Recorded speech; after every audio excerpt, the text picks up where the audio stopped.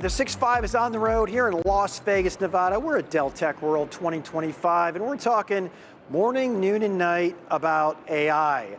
Whether it's on the edge with PCs, the industrial edge, small-scale data centers, or even hyperscaler data centers, it's AI all the time here. Yeah, I mean, we knew that would be part of the plan. Yes. But I think there were some surprises here. I mean, some of the surprises were, sometimes these shows can be very product focused. Like, this is the newest thing we're launching. This is the newest device. This is the newest silicon. This is the newest networking switch. This was very outcome focused. I think the keynotes were very much about bringing value. And so I think that's a pivot we're going to see more. I'm not surprised at all to see Dell Technologies leading that conversation. But that really was the biggest theme for me was, we know we're going to get new servers. We know we're going to get new PCs, but hearing how they're being put to work is what I think everyone's been waiting for. It is, it's what we've been waiting for. We called 2025 the year when AI really makes an impact, and even our summit is themed after that. Which Michael Dell will be the opening keynote. Very happy about that. But hey, let's jump in here and have a chat with John Roese. And John has two jobs now. You knew him as global CTO, and now he is Chief AI Officer as well at Dell Tech. John, welcome to the show. Great to be here. Yep, absolutely. It's great. Like, you're getting paid twice as much, but it is funny how a lot of people at Dell have two jobs on the executive staff. Well, this intersection between, my world, sometimes it's intersection between technology and business. In my world as a CTO, I started a lot of our AI journey like 9 years ago. Right. And nobody noticed for about 7 years, and then generative AI happened. But that was the responsibility for the long-term view of technology. Yeah. The Chief AI Officer job is very much the immediate need of AI inside of the company. And so this idea of having kind of the same person who actually kind of understands where we're going and is responsible for making sure we do the right things today makes a bit of sense given these kind of topics. So they aren't two entirely distinct jobs, but they do have very different outcomes, but they're all related to just, quite frankly, navigating the AI journey, which is going to define the industry for the next couple of decades. So makes sense. The good news is the extra compensation for John is all long-dated treasuries. Exactly. 2% yield. Yep. So, John, one of the things, and for years we've been having various versions of this conversation, I've always really appreciated, you are trying to think 5 and 10 years out into the future. But the organizations right now, we've done large studies, CEOs, they all want to do AI, but they're not really quite sure how it's going to work out. We're seeing, I think, this endless appetite for data center construction, capital's pouring in, but when you kind of look at where do we all get nervous, it's the consumption.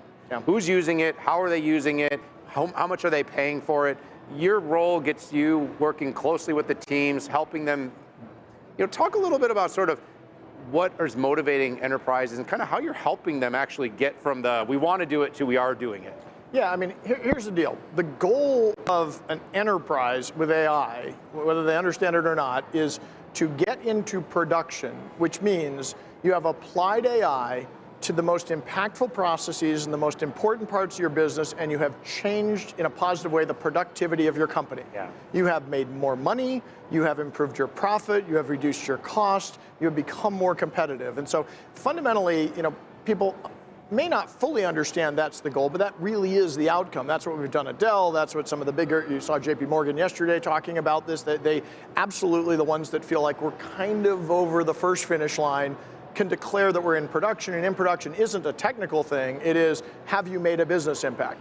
Now, the challenge is, to get there are these two questions you have to be able to answer. And many people haven't answered both of them, and they're struggling. The first one is, what are you actually trying to do? What business process are you fixing? What changes with AI that makes you a more productive, more effective business? And then the second one is, if you knew that, then how are you going to do it? And that's the mechanical part of it. What does your organization look like? Which technology are you going to use? Where are you going to run that technology? How is it going to be instantiated? And so these are not trivial questions, but if you can't answer them, you get stuck. Yeah. And what we've seen is the vast majority of enterprises are kind of in this POC prison of, they have interesting technology activity, but they haven't quite figured out with kind of laser focus, where am I trying to bend the curve on productivity? Where is the impact to my business actually going to be that I can measure and focus all my energy on?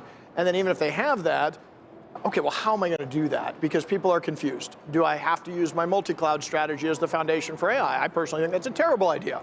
You made your multi-cloud decision 5 to 10 years ago before AI existed. What makes you think that is the right infrastructure for AI? Well, that's a pretty good discussion to have. In the case of the business process, just simply achieving goodwill and happiness is probably not a great outcome, but actually bending the curve on financials will be. And at Dell, we have kind of taken a very structured process on this, and we decided we wanted to achieve financial impact on the company. And we believe that the sources of that were our supply chain, our sales organization, our services organization, and engineering. And we believe that the only way to actually achieve this is to understand our processes deeply and target AI at the process areas that are the most inefficient and can be improved. And that's the exercise that I've been driving for now about a year, and we've gotten over the finish line. And with the Dell Sales Chat that we just rolled out about 7 weeks ago, all 4 of those places are now in production at scale, achieving significant ROI.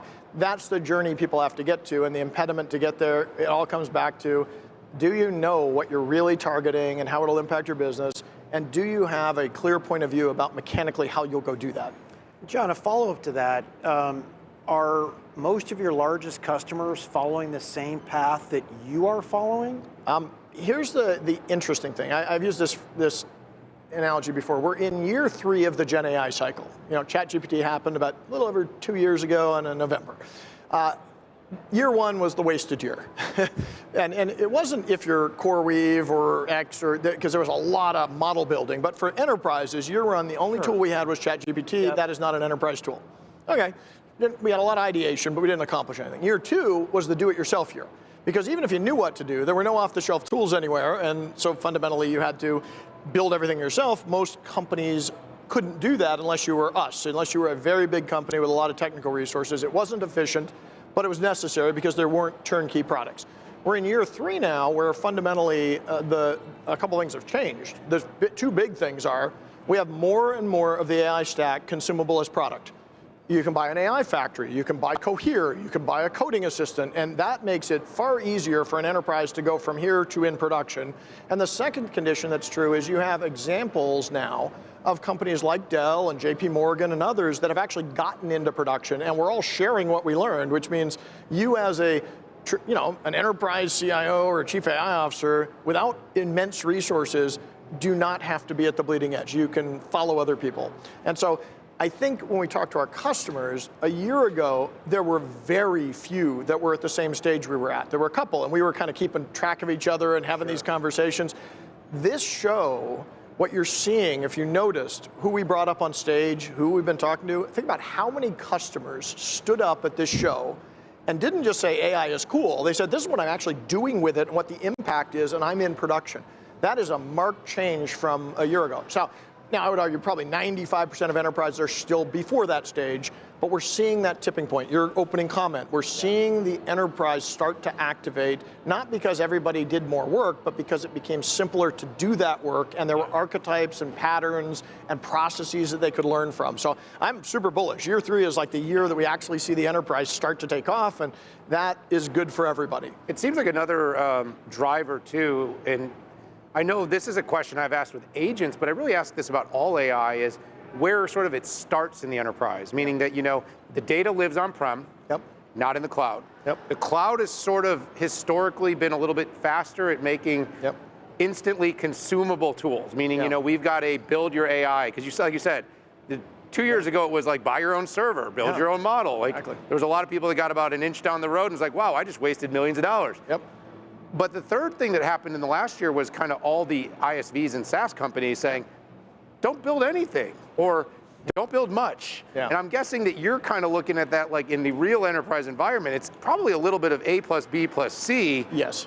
But like, you are kind of getting these pressures, and if you're an enterprise, you're like, where do I start? Do I bolt it into my Salesforce instance, or do I need to kind of get back to the data I have on-prem? Yeah, the important thing for an enterprise to navigate that world that you just described, which is very accurate. You have a lot of sources of where AI can materialize to help you do stuff. Some of it is stuff you own, some are things you rent, some are things you use.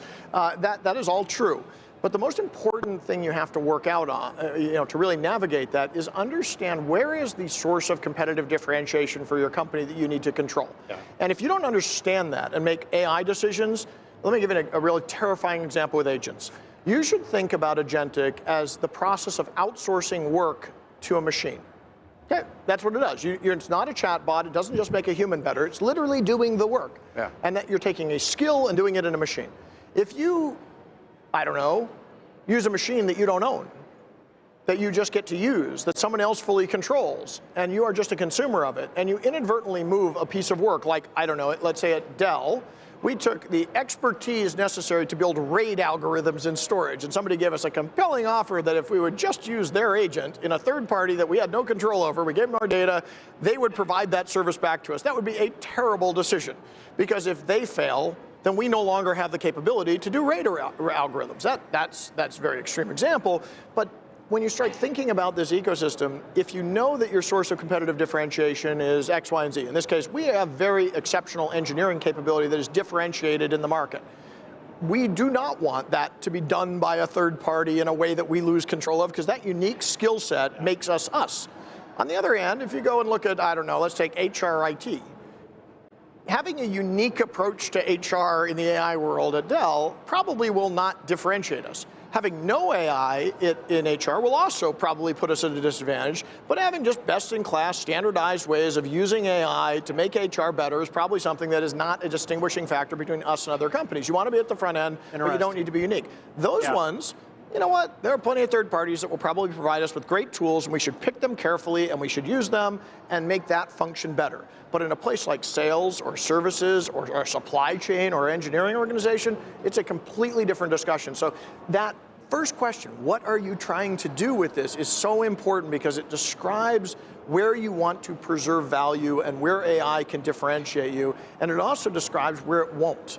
And as soon as you know that, you know where you should do the heavy lifting and really control your destiny, and you know where the other places, honestly, you just need to be good enough, go with the pack, use the tools, keep the investment at the lowest level to get the biggest return, and honestly, you know, it just makes you more productive, but it doesn't make you unique.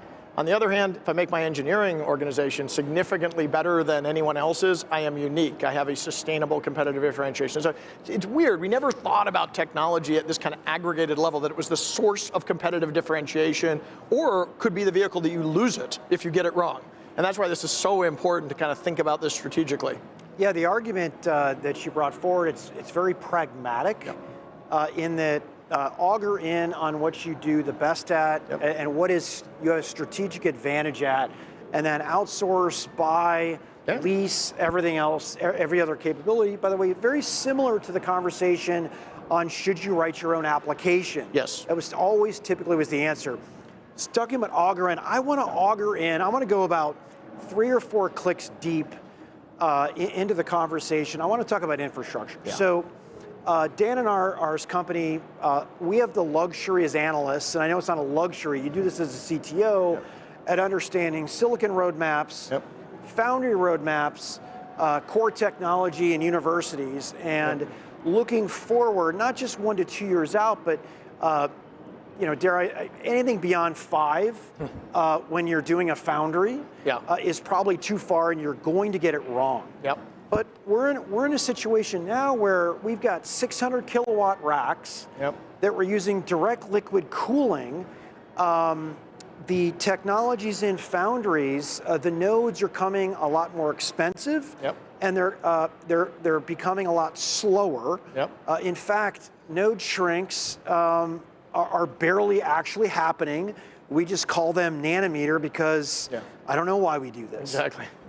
Marketecture. Marketecture, but seriously, how is this industry going to keep pace with the future of AI? And let's just pick an arbitrary 5 years from now.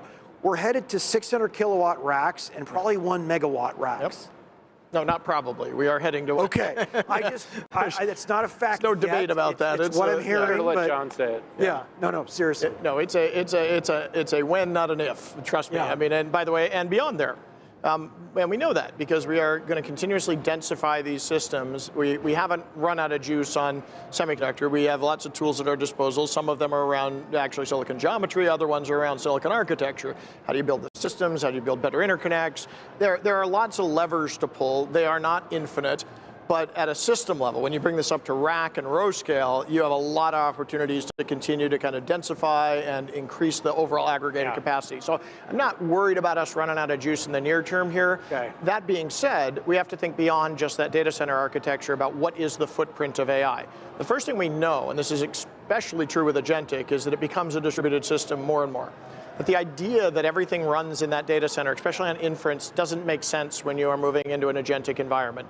And because of that, you now have to look at what is infrastructure. Is infrastructure just the large racks in the data center, or is it broader than that? And in fact, we actually firmly believe now that your edge infrastructure, which is really a distributed set of compute that is potentially more compute than the data center if you add it up, but it's constrained to units of small nodes. Right. And then you expand it out even further to the client devices. We have this thing called an AI PC. Why are we doing this? We're not doing it because we just want to, improve background performance on a video call. We're doing it because we think that if we put 50 or 100 or a couple hundred tops on every device, we can distribute some of the agentic framework directly out onto those devices and actually move and share that burden with the data centers, which kind of bends the curve a little bit in our favor.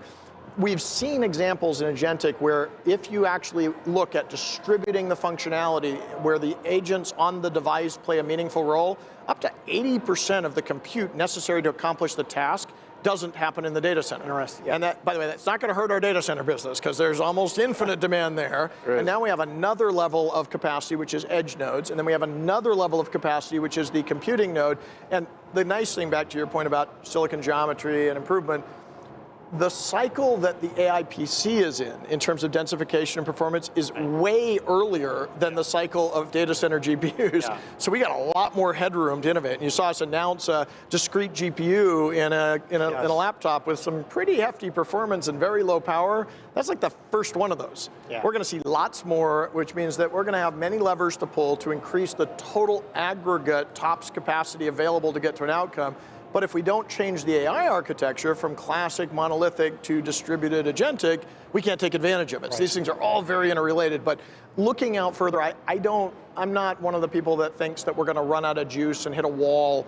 If we think about it as a system, we have a lot of levers to pull, both in terms of technology architecture, where compute lives, optimization techniques. All of these things are really nascent right now, which, maybe we get back 5 years from now and we'll say, okay, there seems to be some walls materializing, but we're probably good for a while here. Right. Well, John, all we got to do from here is build enough power and energy to support everything that you just said. Yep. I know we're going to get there. We do have to leave it here. I want to thank you. I appreciate the conversation through both of your roles as Global CTO and Chief AI Officer. Enjoy those long-dated bonds. I hope they yield a big payout in the long run. All right. But in serious, John, thanks so much for joining us here at Dell Technologies World 2025. Thanks for having me. Let's do it again soon. Yep, absolutely. And thank you, everybody, for being part of the 6-5 on the road at Dell Technologies World 2025. We're going to go to a break. We will see you back here shortly.